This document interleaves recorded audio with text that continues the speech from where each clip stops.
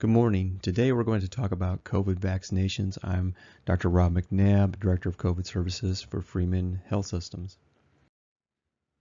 So, vaccinations have been with human beings for about 500 years now. In the 1500s, more than 400,000 Europeans died each year of smallpox. And curiously, milkmaids almost never acquired this infection. And this incredible insight really got the scientific minds and physicians of that era to really look at why that would be the case. And this has led to the phenomenon of vaccinations.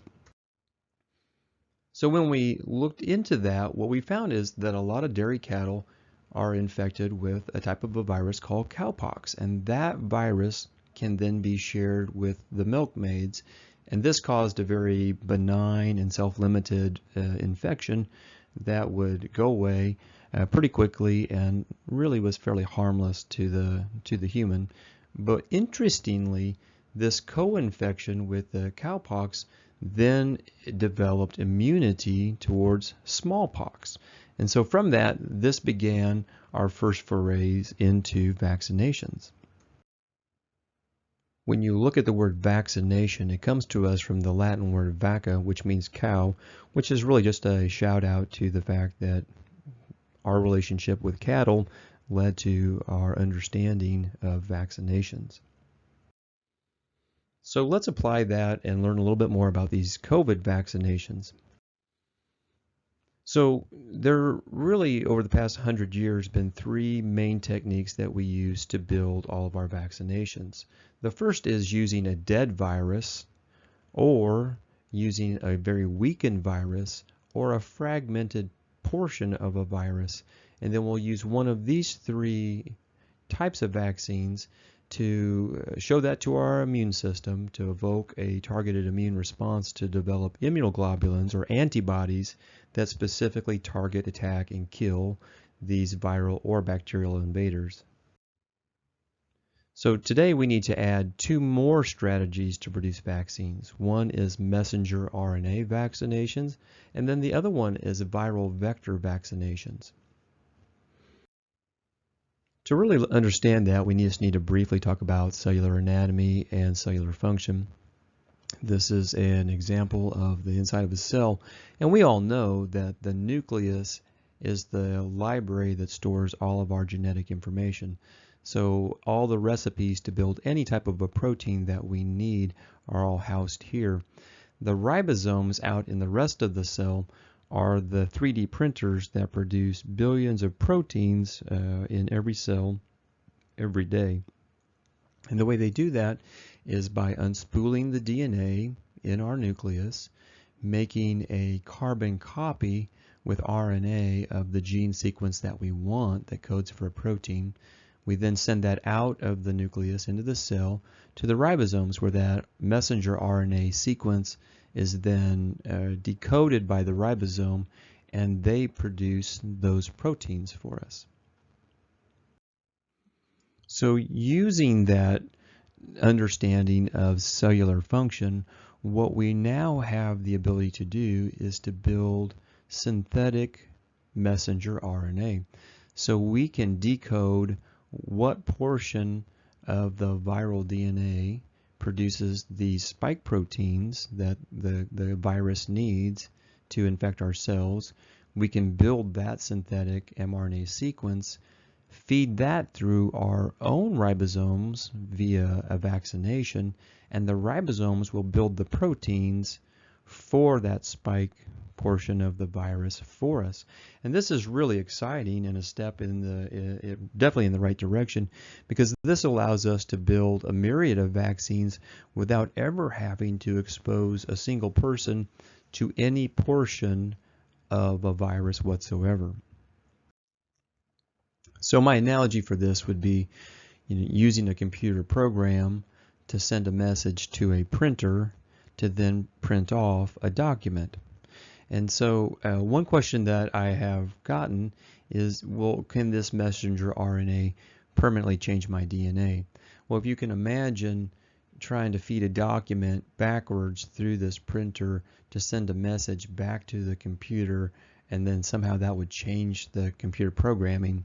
That doesn't seem very likely just intuitively to us, and in fact that's not how this setup works at all. We just don't have the machinery to make that happen. And it's also true that our cells do not have the machinery to reverse engineer RNA into DNA. So there's just no way to permanently change your DNA with this vaccination model. Now, soon, Johnson & Johnson will be applying for and acquiring, I'm certain, this emergency use authorization for their vaccine, and they use a different type of a model than messenger RNA. They're using viral vectored vaccination models. And so in that model, what they're doing is they are extracting out just the portion of DNA from the COVID virus that codes for building these spike proteins. Then they're inserting just that one little piece of COVID DNA into a modified adenovirus, which we've been using these for more than 20 years. These are very benign viruses that in the wild probably cause head colds, but they've been heavily modified in the laboratory so that they can't replicate and are very benign to human beings. But what we're doing with them is using them as a shuttle vector to get this piece of DNA into our cell, where that DNA is then converted to messenger RNA, and then just like the other vaccines, that messenger RNA produces these spike proteins, and this spike protein then gets exposed to our immune system, and thus we can start to build immunity. So all we've really done is found a few new and better ways to introduce an immune response into a patient population to get that targeted response that we really want. When we look at the pros and cons or the differences between these types of vaccinations, here's a little summary slide for us. So the Pfizer and Moderna vaccines, these are our messenger RNA vaccinations, and you can see that they're extremely effective. And please keep in mind, to meet the FDA's guidelines recommendations for an effective vaccine, they needed to be at least 50% efficacious. So these are wildly efficacious for us. They do come at the cost of requiring 2 injections between 21 and 28 days apart. And the Pfizer vaccine requires really severe amounts of refrigeration, which can be difficult for some institutions to be able to provide that, whereas the Moderna vaccine requires pretty typical hospital levels of refrigeration. The Johnson & Johnson vaccine is that virally vectored vaccination, and it's about 84% effective at preventing severe infections and about 72% effective in preventing moderate to severe infections in American populations. The good news with Johnson & Johnson is they only require a one-time vaccination only, and it only requires normal refrigeration, which makes it a lot more convenient for mass distribution. So there's been a lot of concerns about safety, with Operation Warp Speed. Have we sacrificed safety or quality or effectiveness for speed? And I think that that's a very reasonable concern. What I would want us to know is that these vaccination platforms have been in production for about 10 years now. In fact, Moderna, which was founded in 2010, actually stands for modified RNA. So we've had about a decade of working on this technology, and it really is just fortuitous that this pandemic has come along at a time when this technology is ready to be brought into production and utilized for this. So all of the hard work and heavy lifting of getting this platform ready, we've had a 10-year head start on. And so really what we needed was to be able to take that messenger RNA snippet, be able to reproduce that synthetically, and then go to phase 1 through 3 trials for safety testing. And so that really gave us a tremendous leg up. So, I think that it's really fortuitous that a lot of this legwork was able to be started 10 years before we knew there was going to be a pandemic. So all these vaccines, they were authorized under an emergency use authorization. And how is that really different than every other vaccine? Well, the real difference is in the amount of time spent on safety data collection. For an emergency use authorization, you have to have at least 2 months of safety data to provide to the FDA for evaluation. And in the traditional approved pathway, you have to have 6 months. So we have shortened that a little bit, but I would point out that we're continuing to collect all of that data, and to this point, there have been no significant red flags in any monitoring group to suggest that this is not a safe vaccination. So when you look at the trials from the Pfizer and Moderna groups, looking at 30,000 people in the phase 3 trials in both of those groups, what we found really is that about 1% of the vaccine group had a severe adverse reaction.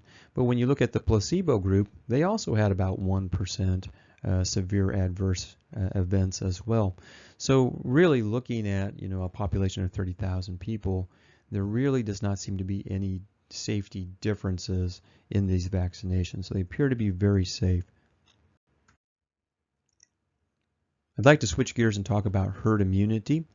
So herd immunity is when a population becomes immune to an extent where we start to provide barriers to the non-immune people in our population getting that infection. So, when you look at all these white goats, if they're all immune to an infection, the ability to get that infection to this one member of our flock who's not immune becomes pretty difficult.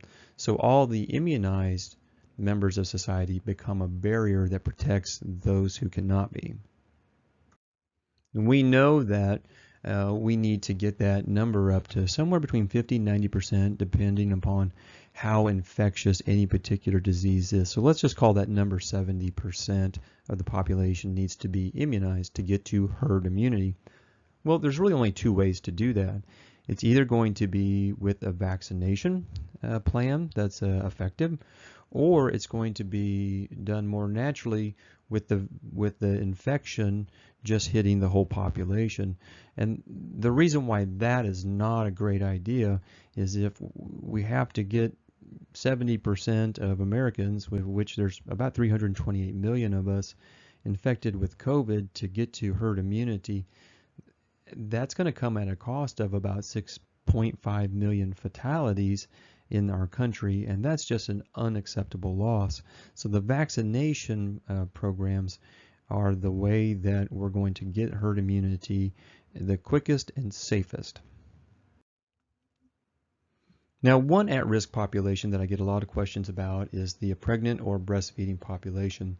And I think that we do have to point out that the phase 3 trials for these vaccinations did not include pregnant or breastfeeding women.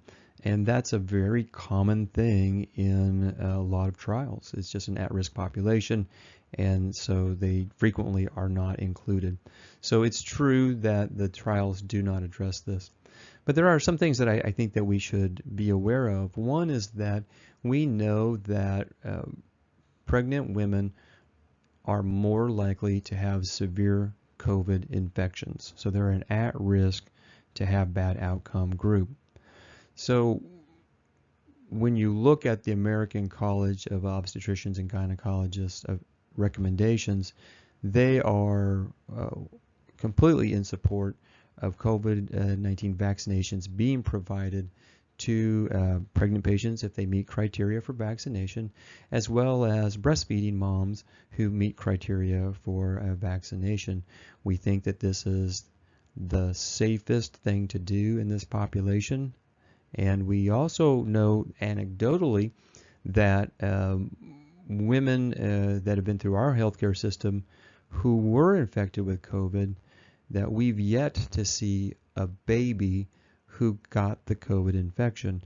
And we think that that's because the mother's immune system is providing that protection to the baby. So in getting that vaccination, we're providing that immunization status to the babies as well. And I think that that's an important thing to keep in mind. There was a small amount of data gathered on animal models, and there was no effect on pregnancies whatsoever in those models. But of course, sometimes animal models and human models do not translate in an apples-to-apples manner. Now, one thing about these vaccinations for COVID is that they are very reactogenic, and that's just a fancy way of saying that you're going to get some symptoms when you take this vaccination, and that may include injection site soreness or swelling at that site, some low-grade fevers, headaches, body aches, chills, tiredness, fatigue. I would say it's pretty likely that you will experience that. And that is because these vaccinations are able to produce a really robust immune response. And all of those symptoms are really due to your immune system gearing up to clear out those spike proteins. So it really is an indicator of how effective the vaccination is. Now, there's been some questions lately about, is it going to affect my immune status if I use Tylenol or anti-inflammatories like over-the-counter ibuprofen when I get this vaccination? And though there is some literature that supports that maybe a small reduction in antibody production is seen when you're using anti-inflammatories like ibuprofen type products, clinically it hasn't borne out into a clinically significant decrease in immunization. So the current CDC recommendations are we prefer that people not take Tylenol or over-the-counter inflammatories before the vaccination. But after that, if you're having symptoms, absolutely go ahead and take the medicines that are effective for you, and do not worry about your impact on the effectiveness of that vaccination. It's just not going to turn out to be clinically significant. Now we need to talk about the vaccinations and what does it mean after we've gotten them. And so I think we should talk about what does it mean to be 95% effective. What is it effective at doing?